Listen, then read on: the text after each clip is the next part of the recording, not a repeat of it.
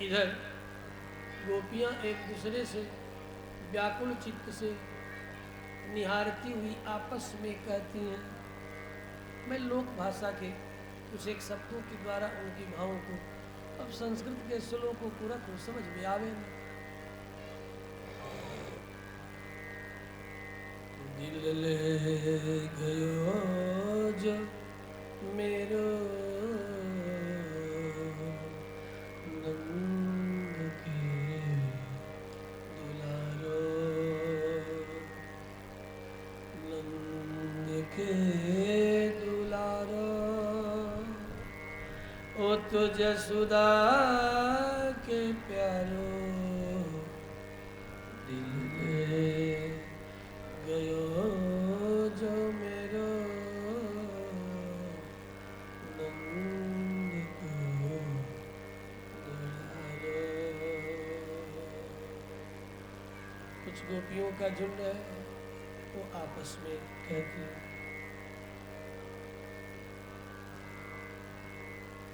घनश्याम तुझे ढूंढने जाए कहाँ कहाँ, अपने विरह की याद दिलाए कहाँ कहाँ। घनश्याम तुझे ढूंढने जाए कहाँ कहाँ, घनश्याम तुझे ढूंढने जाए कहाँ कहाँ, अपने विरह की याद दिलाए कहाँ कहाँ, घनश्याम तुझे ढूंढने जाए कहाँ कहाँ, जाए कहाँ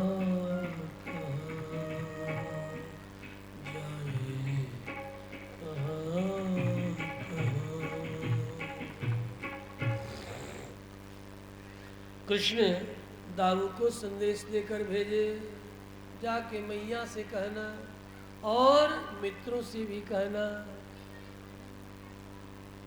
भैया मैया से जा कहियो, भैया मैया से जा कहियो, भैया मैया से जा कहियो। क्या कहूँगो, ये तो कहो कि नहीं है, आगे तो कुछ कहता ही नहीं। लाला बड़ो दुख पावे, भैया मैया से जा कहियो, भैया मैया से जा कहियो, भैया मैया से।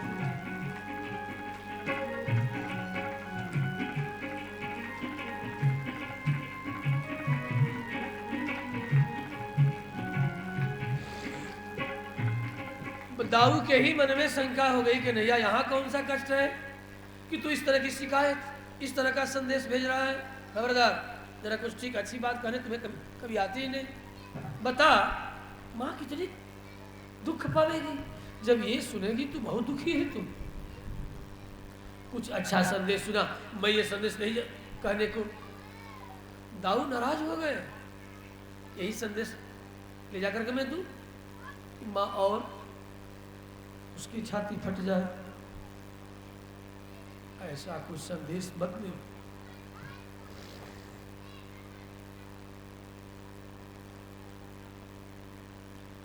दाऊ से कृष्ण ने कहा, जो सच है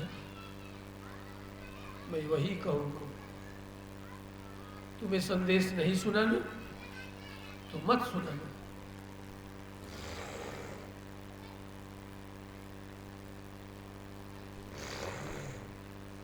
आदि आदि अनेक भाव से ओतप्रोत श्रीमद् भागवत का ये उत्तरार्ध विरह गीत है। इसमें केवल और केवल पूर्व चरित्रों का स्मरण करके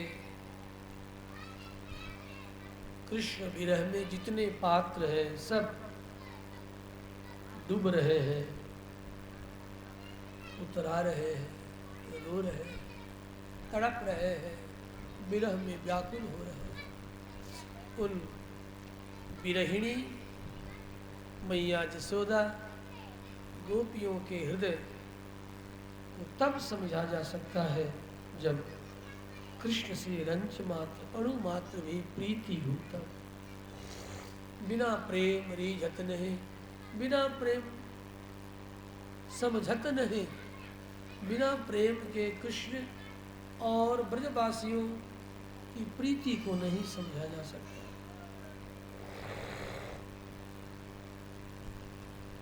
चलते चलते कन्हैया ने दाऊ से कहा, भैया एक बात तो जरूर मैया से कहना। मैं तो नहीं कहूँगा, ऐसी बातें तो दुख की ही बातें कर रहा है। कहा देख, कहो या मत कहो, सुन तो लो। कहा ठीक है, सुनाए दो,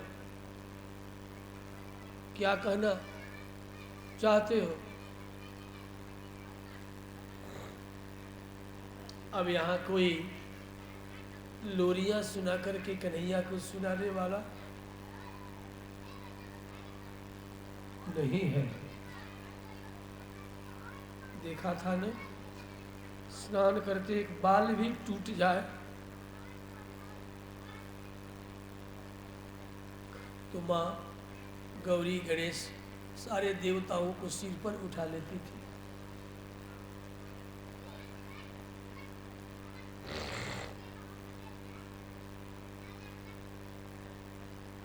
तो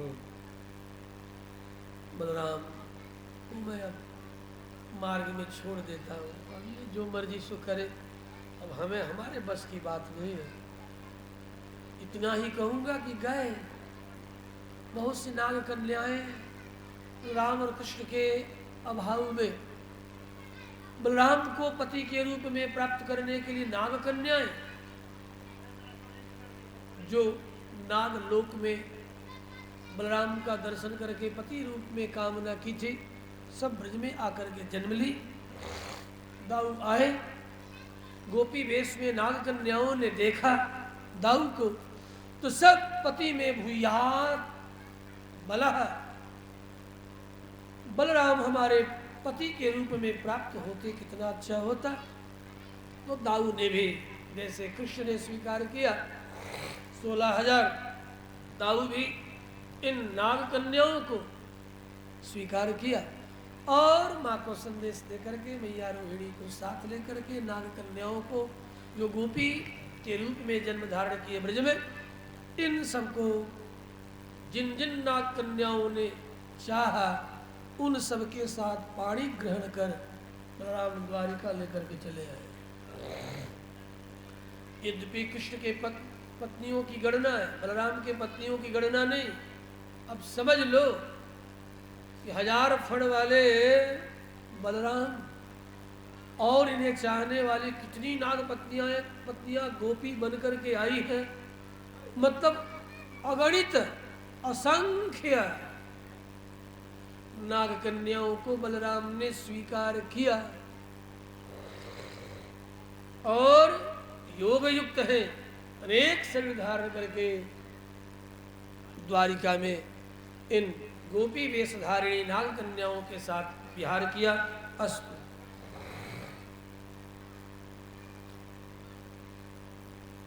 श्री बलराम कृष्णचंद्र भगवान की।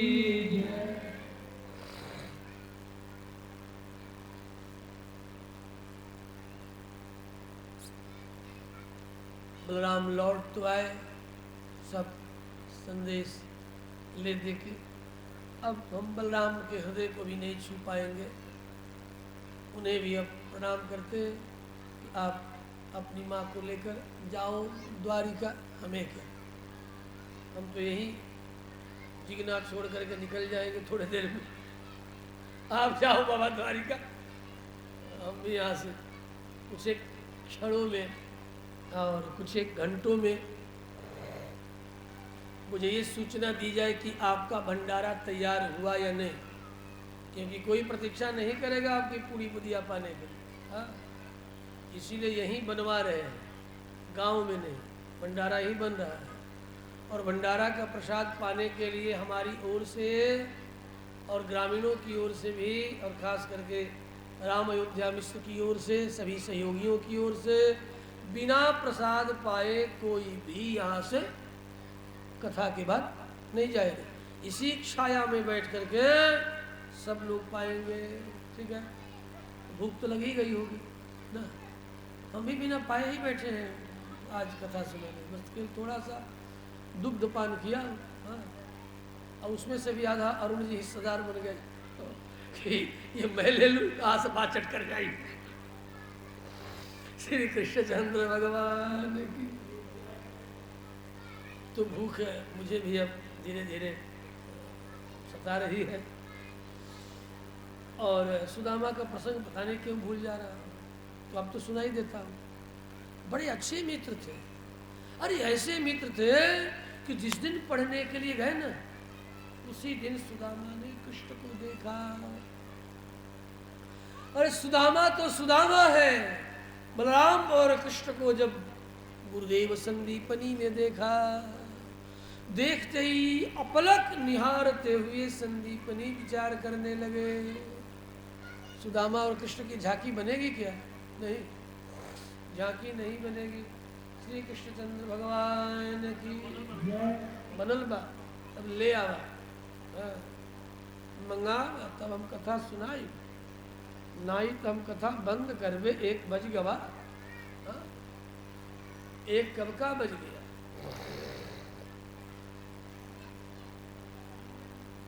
ऋषि संदीपनी उज्जैन में जिनका गुरुकुल, आज भी संदीपनी महाविद्यालय उज्जैन में, उन्हीं का स्मरण करके चलाया जा रहा है।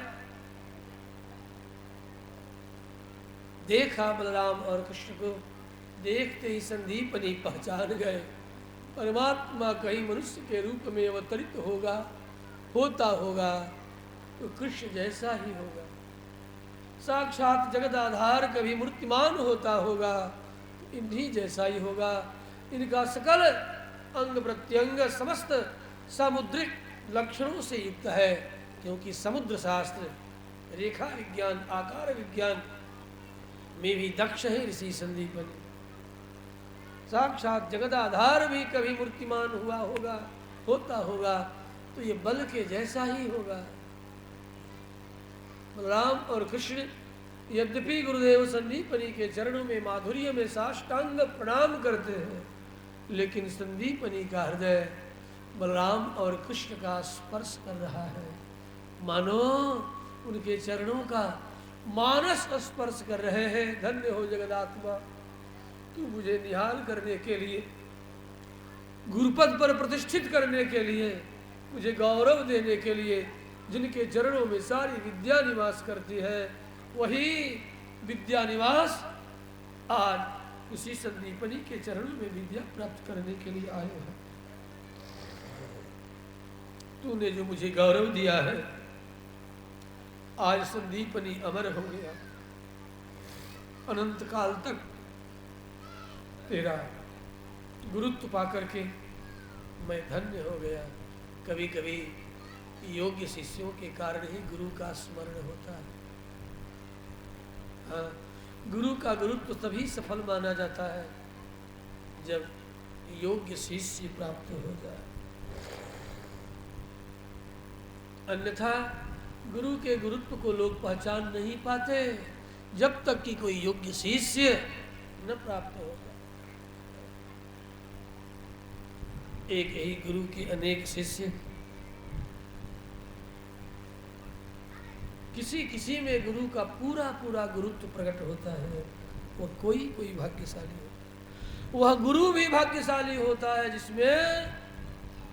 जिसने अपने शिष्य में अपने गुरुत्व को रख दिया। अपने ज्ञान विज्ञान को रख दिया, अपने अनुभव विज्ञान को रख दिया, अपने दिव्य दर्शन को रख दिया, दिव्यानुभव को रख दिया, अपने आध्यात्मिक सकल अनुभूतियों को जहां रख दिया, गुरु भी निहाल हो जाता है। क्योंकि सचमुच में वास्तव में कोई शिष्य गुरु को नहीं ढूंढता है, गुरु ढूंढता है शिष्य कि कोई ऐसा मिल जाए जिसमें मैं अपनी सारी आध्यात्मिक शक्ति रख दूं।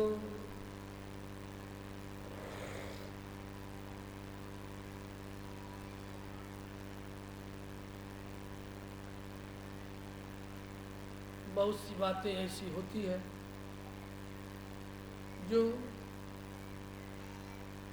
अनुभव में आकर के भी उस अनुभव को समाज में बांटने के लायक नहीं होता। बहुत से ऐसे तथ्य होते हैं, नहीं तो लोग उसे पाखंडी समझ बैठते हैं, चेटकी समझ बैठते हैं, मांत्रिक तांत्रिक समझ बैठते हैं, मदारी समझ बैठते हैं।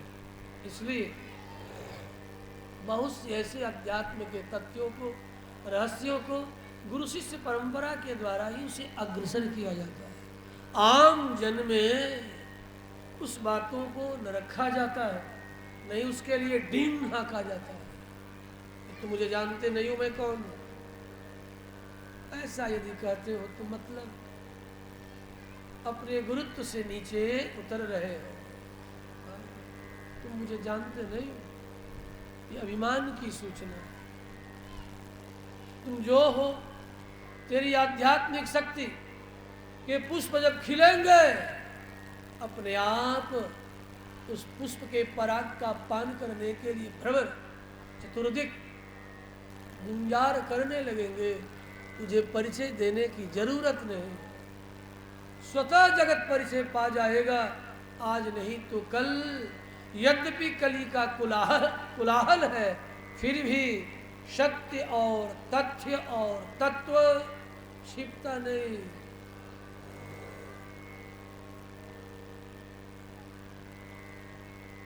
श्री कृष्णचंद्र भगवान की इसी संदीपनी ने कृष्ण को देखा है और चित्त ने स्वीकार कर लिया है। कहीं जगदात्मा मूर्तिमान हुआ होगा तो ऐसा है। एक एक दिन में एक एक विद्या, एक एक कलाएं, मात्र 64 दिनों में ही, 64 डेज वल्ली, केवल 64 दिनों में सारी विद्या, वेदों, परिषद, शास्त्र, सारी कलाएं कृष्ण को वर्ण कर ली। कृष्ण ने कहा, गुरुदेव कोई और विद्या हो तो ठहर जाओ। संदीपनी ने कहा, आज तक कोई ऐसा मुझे शिष्य नहीं मिला तेरे जैसा कृष्ण, जो एक बार एक श्रुतिधर हो। तूने तो चमत्कार में मुझे आश्चर्य में डाल दिया। जिन विद्याओं को मुझे अभी देना था, तेरी वाणी स्वतः प्रस्फुटित हो जाती थी। आगे आगे, हाँ, इसलिए यह भी कहा जाता है, पूर्व जन्मार्जितम विद्या अग्रे अग्रे प्रधावती। पूर्व जन्मार्जित जो विद्या है, नहीं भी पढ़ोगे तब भी गुरुजनों की कृपा से वह विद्या आगे आगे दौड़ती है।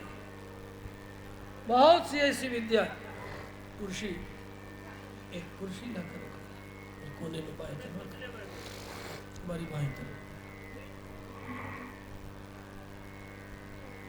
श्री द्वारिकानाथ भगवान की।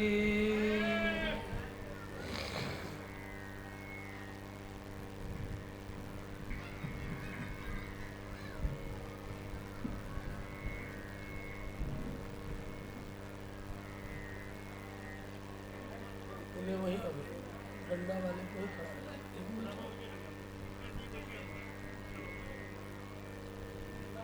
श्री द्वारिकानाथ भगवान की।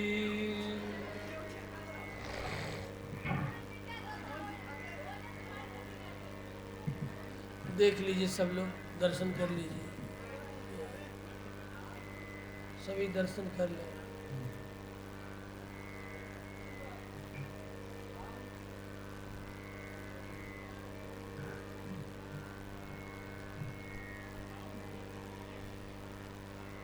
पढ़कर गुरुकुल में जिस दिन आए हैं कृष्ण, उसी दिन सुदामा भी, इनकी भी प्रवेशिका, इनका भी प्रवेश हुआ है। सुदामा ने कृष्ण को देखा और कृष्ण